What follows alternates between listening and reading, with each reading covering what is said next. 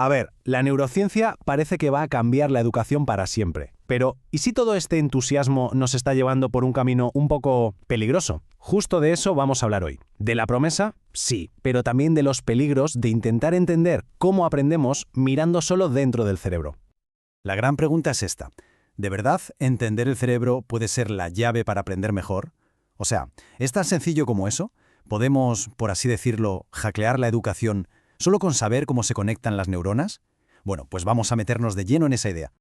Vale, empecemos por lo bueno, por la parte prometedora, que es la que ha generado todo este revuelo, ¿no? La idea es fascinante, que dentro de nuestra cabeza hay un potencial increíble, sin explotar, y que la neurociencia por fin nos ha dado el mapa del tesoro para encontrarlo. El secreto para un mejor aprendizaje está dentro de la cabeza. Es una frase potente, ¿verdad? Suena genial, casi demasiado bueno para ser cierto. Y esa es la clave. ¿Hay ciencia de verdad detrás de este optimismo o es puro marketing? Y aquí entra el concepto clave, el que lo cambia absolutamente todo.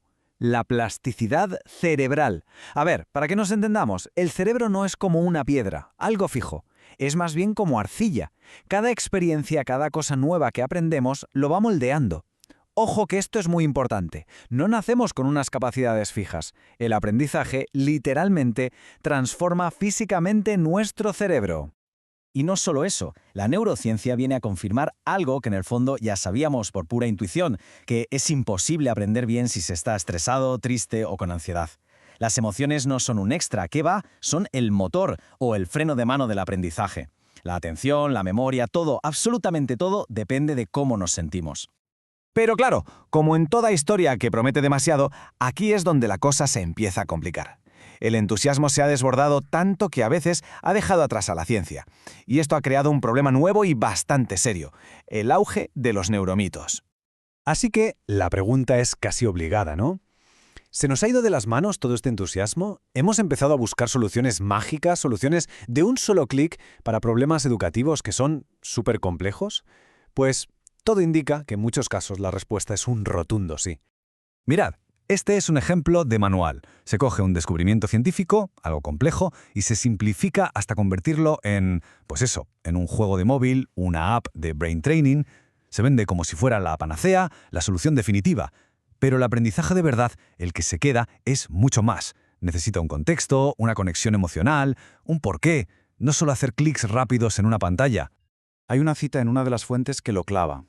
El riesgo radica en explicar fenómenos complejos exclusivamente a partir de la actividad neuronal, desconociendo la dimensión histórica y social del sujeto.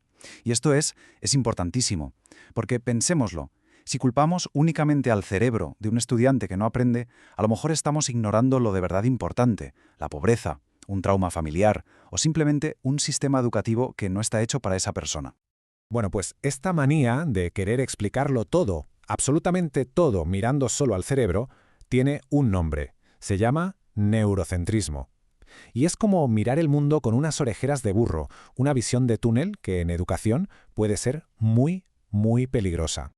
Vale, para no caer en estas trampas, vamos a dar un paso atrás. Volvamos a lo básico. ¿Qué es lo que sabemos de verdad sobre cómo aprende el cerebro y cómo hemos llegado a saberlo? Vamos a hacer un pequeño viaje en el tiempo.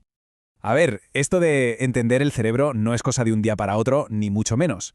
Ha sido un viaje larguísimo. Empezó ya en la antigua Grecia, con Hipócrates, diciendo, oye, que el pensamiento está aquí, en el cerebro.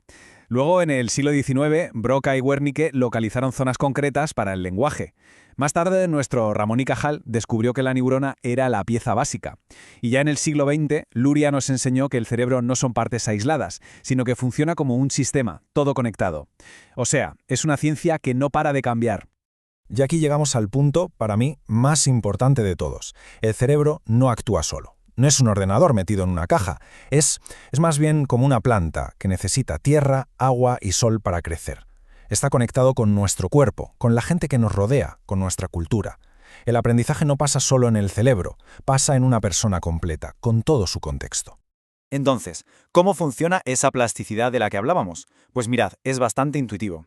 Imagina que intentas aprender una canción nueva con la guitarra. Esa es la experiencia. Al hacerlo, se activan unas vías neuronales concretas en tu cerebro. Si practicas y practicas, esas vías se van fortaleciendo, se hacen más eficientes. Es como un sendero en el bosque. Cuanto más pasas por él, más marcado se queda. Al final, aprender es literalmente esculpir tu propio cerebro. La conclusión, por tanto, es bastante lógica, ¿no? Si el cerebro no trabaja en solitario, la ciencia que lo estudia tampoco debería. Para entender algo tan sumamente complejo como el aprendizaje, hace falta un equipo, un verdadero equipo. Y esto es clave. La neurociencia por sí misma no tiene ni de lejos todas las respuestas para la educación. Es una pieza del puzzle, sí, y una muy importante, pero es solo una pieza. No sirve de nada si no la conectamos con las demás, la psicología, la sociología y, fundamental, la pedagogía.